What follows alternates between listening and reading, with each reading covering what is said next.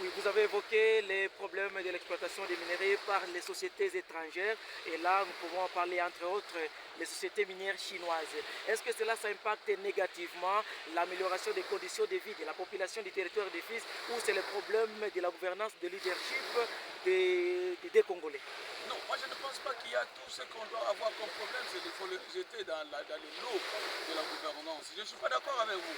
Parce que qui gouverne? Mais c'est nous le peuple. Lorsqu'on vous donne le pouvoir de choisir les élus, mais vous participez à cette gouvernance. Il est important que les dirigeants, en s'appuyant sur la population, puissent, n'est-ce pas, proposer, puissent informer, puissent dénoncer. Parce que l'État, en tant que père de la nation, offre le cadre, élabore les lois, exécute les lois. Mais qui sont bénéficiaires de ces lois? Une société chinoise arrive à Kinshasa ou à Bukavu ou à Baraka, selon la loi du partenariat public-privé. Ils obtiennent des documents pour exploiter, ils obtiennent des documents pour explorer. Mais il revient maintenant avec les documents qu'il obtient, qu'il autorise de s'installer. Mais que chacun joue son rôle. Les chefs de secteur doivent jouer son rôle. Les élus doivent jouer son rôle parce qu'ils doivent suivre. C'est eux les législateurs. Lorsqu'il s'agit d'une question, par exemple, qui les rêve des mines, ils sont là pour inviter les ministres des mines pour demander, mais il y a la société X qui exploite X endroit. Mais par rapport au contrat de siège ou au contrat qui l'autorise de travailler, il y a un volet d'investissement local, c'est ce qu'on appelle le social. Maintenant, lorsque vous avez autant de sociétés et que les députés ne viennent pas, évaluer les projets, les contrats sociaux qui est destiné aux investissements qui ont entre 10 et 15% des bénéfices générés. Mais un paysan qui est à Messis ou à Lubichak, on ne connaît pas ça. C'est un élu qui doit connaître comment suivre les comportements de cette société et vis-à-vis de la population et vis-à-vis de l'État en termes de fiscalité. C'est pour cette raison quand vous choisissez les députés, il faut connaître leur niveau, il faut connaître leur façon d'analyser les choses. Ils doivent avoir l'expérience.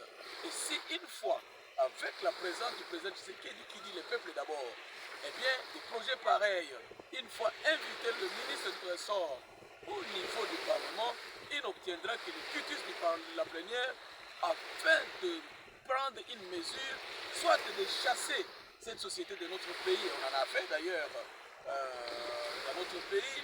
Je me souviens des sociétés à l'Équateur qui ont exploité très mal les bois, qui n'ont pas payé la fiscalité, mais Philippe Koundja avait pris à bras le corps la question, ils sont partis. Je viens de voir des choses ici chez nous et je me dis, je dois être un élu de physique parce qu'il y a beaucoup de choses à corriger et nous n'allons pas accepter cela. Nous ne ferons pas le chauvinisme ou le fanatisme pour voir, parce que c'est une société qui a été accréditée par X personnes, qui a un nom dans notre pays et qu'on ne puisse pas l'attaquer vis-à-vis de la loi. Philippe Koundji va travailler en collaboration avec le droit de notre pays, que ce soit les droits commerciaux, que ce soit les droits constitutionnels, que ce soit les droits des affaires de l'OADA. Nous allons mettre tous les droits sur la table afin d'affronter ceux-là qui viennent investir dans notre pays, afin que les retombées puissent rester dans notre territoire, parce que la loi nous l'autorise. Le gouvernement doit améliorer ou de balayer, mettre les conditions fréquentables de route. Parce que si vous voyez les camions, chers amis, à Akela, à ICE, c'est plus de 100 camions que je les sens en cours de route, même si le commerce international le dit, même si la route peut être une condition, qui est cet investisseur qui acceptera que son camion puisse faire un mois en cours de route pour vendre un sac de sel qui est 15 000 francs congolais à Baraka, mais à Lubiko, le sac revient à 60 000 sacs de sel. Pourquoi? Parce que les dépenses exécutées tout au long du trajet afin d'atteindre le point B de vente des produits coûtent extrêmement cher. Ces sociétés qui viennent nous exploiter constitueront notre priorité pour évaluer le plan social.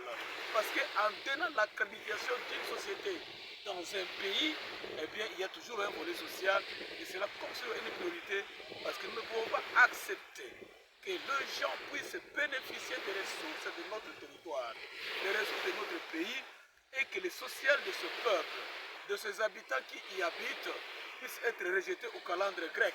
Ça, c'est impossible.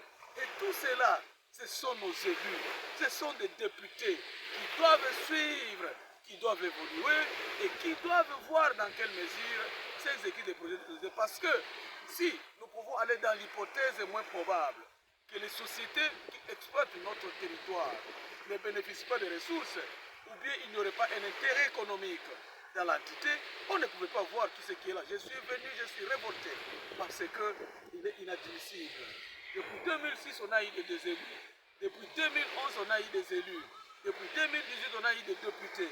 Mais malheureusement, quand je vois la situation, lorsque je vois le comportement de ces opérateurs économiques, imaginez, j'ai trouvé un chef coutumier qui a un téléphone de 1500 $, il est dans une hutte. Un téléphone de 1500 $ dans une hutte en chaume. Mais je lui ai demandé, mais ce téléphone, tu l'as eu? Bon, le grand nous ont donné pour faire passer l'air lingot. Est-ce que tu comprends? Donc la gouvernance, quand bien même on peut crier à Kinshasa, quand bien même on peut crier à Bukavu, dès lors que les responsables des entités ne savent pas ce qu'ils doivent faire ou ce qu'ils doivent faire, eh bien, il y a des problèmes. Il ne faut pas seulement rejeter les responsabilités au niveau des élus, mais aussi il faut qu'il y ait une combinaison des efforts entre ceux-là qui gèrent l'entité au quotidien et les élites qui ont un mandat, afin que des projets de société puissent être exécutés dans bonne et due forme. Avant de faire votre voyage dans la partie littorale du territoire des Fizi du lac Tanganyika, vous avez parcouru dans les hauts et les moyens plateaux du territoire des Fizi où il y a une recrudescence de l'insécurité. Et si vous étiez élu comme député, quel serait votre rapport par rapport à cette insécurité? Vous savez, c'est une des questions qui a failli que je puisse perdre mon vie. C'est une des questions qui avait fait que je puisse affermir mes convictions politiques afin qu'on trouve des solutions sur cette question.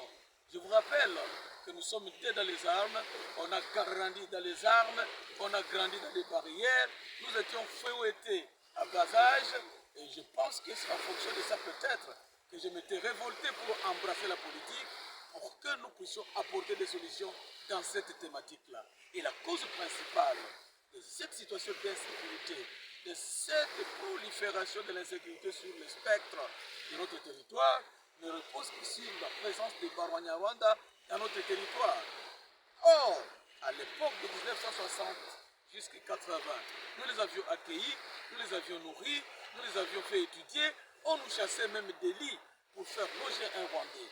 Mais lorsqu'ils ont accédé aux biens économiques de notre pays par la zaïrianisation, lorsqu'ils ont accédé aux armes à partir des années 1997 par la révolution de l'AFDEL, de Laurent Désiré Kabila, où les commandants, en collaboration avec le Rwanda, les Rwandais, les Banyamulenge, ont eu la présence des armes dans leurs mains.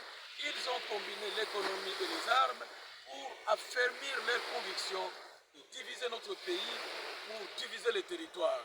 Et dans cette thématique, on a défendu à bras le corps, montrer au monde, à la communauté nationale et internationale, qu'il n'est pas possible qu'on puisse segmenter notre territoire, qu'il n'est pas possible de diviser notre pays parce qu'il y a un citoyen hybride X qui est arrivé et qui a l'argent et les armes afin qu'il puisse s'approprier une partie de notre territoire que nous avons hérité de Dur-Labert, de Lumumba, de Simon Kimbangu, de Laurent Désiré Kabila et des gens passent. Tous ces héros qui ont combattu, qui ont donné le pays, eh bien nous devons traverser. Voilà pourquoi, par rapport à cette thématique de l'insécurité, il est anormal qu'un petit Rwandais qui arrive dans notre territoire puisse se prévaloir l'audace de dire que le pays va partir. Impossible, nous allons nous battre jusqu'à la fin, jusqu'au dernier fils que nous allons mettre dans ce pays.